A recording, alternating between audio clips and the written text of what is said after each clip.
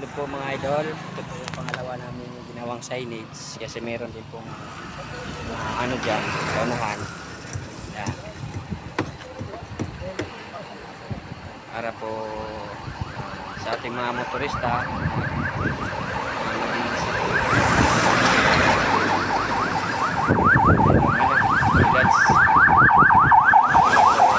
Pagdating nila dito banda, mag-slow down na sila. Kaya nilagyan din po namin ito sa kabilang pa.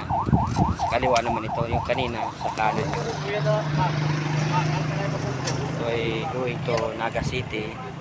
Ito naman ay papuntang Daet. So, yan lang po mga idol. Panay tayo na namin yung isang signage. Salamat po. Thank you for watching. And please like, follow,